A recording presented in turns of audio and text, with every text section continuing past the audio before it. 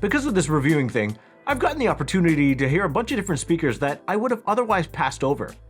This speaker falls into that passed over category, and that would have been a shame because this might be my new favorite speaker. The Revela 2 is a stout 3-way floor standing speaker. It features twin 6.5-inch woofers, a 6-inch mid-range driver, and a 1x2.5-inch ribbon driver taking care of the high frequencies. Frequency response is 40 Hz to 24 kHz, bass extension at -6 dB is 35 Hz, crossover frequency is 650 Hz to 3.8 kHz, sensitivity is 89 decibels, and the recommended power amplifier is 2 to 200 watts. The speaker stands just a hair over 37 inches high and weighs 60 pounds. It's available in piano black gloss and piano walnut, and it retails for $4,495 US. Those last 2 points are the main reasons I would have passed the speaker over. The price, I'm cheap, it's not an expensive speaker, it's just out of my price range, and the gloss. But all of that would have been a shame because this speaker would have moved into my favorite speaker slot, and I would have missed out on an amazing speaker. The Revela 2 has a smaller sibling, the Revela 1, which is a bookshelf version, and that review is also coming. With the piano gloss speaker, the main downside is fingerprints, and I really hope that a matte option is available at some point because I really love this speaker. It would also help my poor video skills because I have a hard time not having myself or my lights show up in any of the video. But if you like piano gloss speakers, this one's made for you.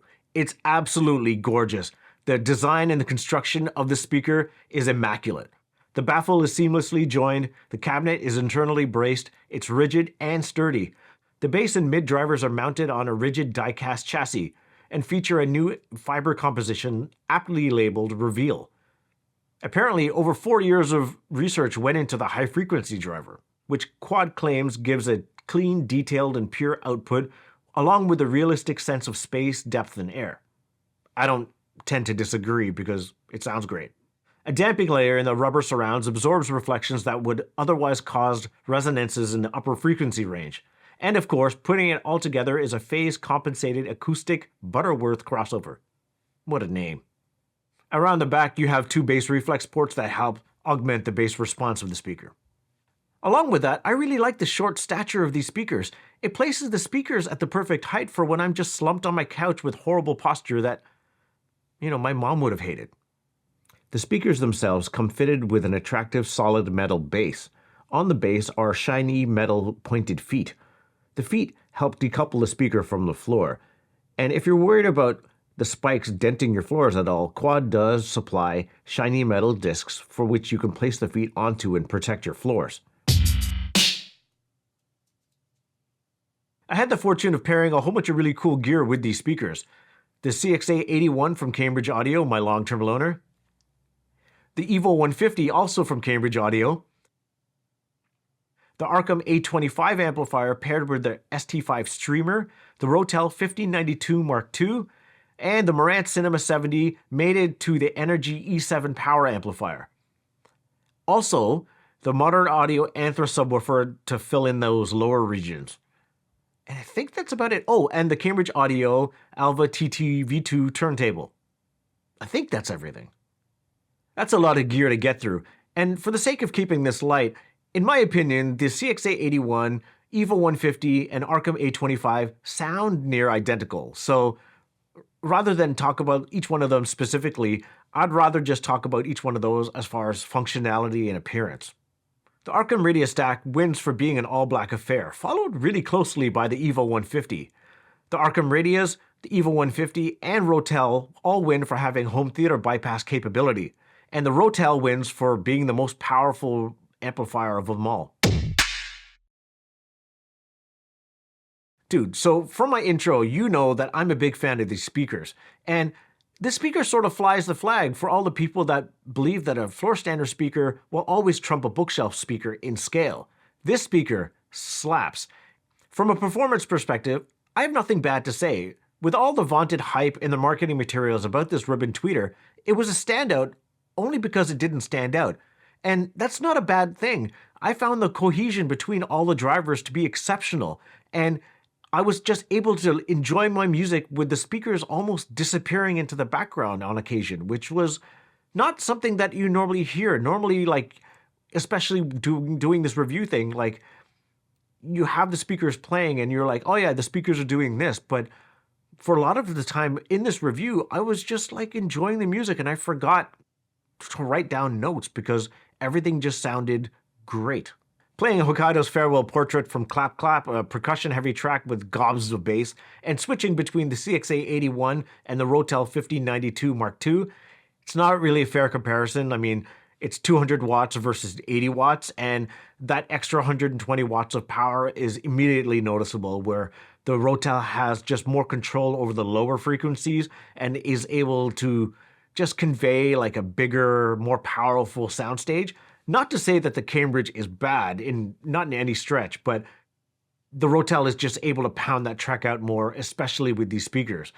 It also gave these speakers more guts and grunt, and it was able to play loud with exceptional control, and also quiet with the same level of detail, which is really cool. The 100 watts of Class G power on the Arkhams made it a contender for the Rotels. And their looks kept them connected longer than most, especially in our living room where beauty sort of wins the day. But I did find myself missing the warmer sound of the Rotels and the tone controls, which allowed me to augment the sound to my liking. Which leads me to the Cambridge Audio Evo 150. That also has tone controls, but it's also Class D power. I think between the two, I still prefer the sound of the Rotel. It's just a warmer sound that I enjoy. But the Evo 150 comes really, really close. With the Arkham stack as the heart, the Anthra W12 filling in the low end, these speakers playing Terran Flow's Twisted Sister via thumb drive is just all the feels. Like, I mean, how do you describe a big, creepy drum and bass track other than tune? It's a hell of a tune, and I can get lost in this one. And fortunately, I had this set up when I finally got a hold of that track via Beatport, and I mean, all day. Yeah, I played it until everyone got sick of it. And when people were out of the house, that's when I turned it up to 11. To be honest, the only thing that ever strained was my hearing. I had to back it off a bit to save my hearing. And it was super clear, sounded great with the Arkham stack, though, again, did sound a bit bigger and fuller via the Rotel 1592 Mark II. And the fact that I was able to just augment the upper bass region with the tone controls was really beneficial. But don't worry, it's not all about bass. Playing Bobby Caldwell's My Flame via the Cambridge Audio Alva TT V2 turntable, that's a really long name. But that song sounded gorgeous via these speakers. And again, I just got lost in the sound and the speakers felt like they just disappeared into the background. And it might have sounded especially good because I finally picked up a new copy of this album, as mine was pretty grimy after years of misuse. But yeah, what a song. And these speakers are a perfect partner to that song on vinyl. Of course, I use these speakers in a 2-channel listening setup, but I also use them in a home theater setup. Now, Quad's Revela series doesn't have a dedicated center channel, so I used a bit of a Frankenstein setup. What I did is I used the Quad Revela 2s as left and right, the Quad Revela 1 bookshelves as the side surrounds, and for the center speaker, I used the B&W 607 S3, and as the rear surround, I used the other 607 S3, and that was my surround setup with these speakers. For the amplification, I had the Marantz Cinema 70 as the heart, and then I used the Rotel 1592 Mark II to power the front, left, and right. With the Monitor Audio Anthra sub in place, that entire Frankenstein system might be my favorite home theater system over the last few months. I've had a lot of dedicated home theater packages in-house, but for some reason, maybe it's the fact that I had to hodgepodge this one together and I just have an emotional heart for it, but I loved the way this sounded.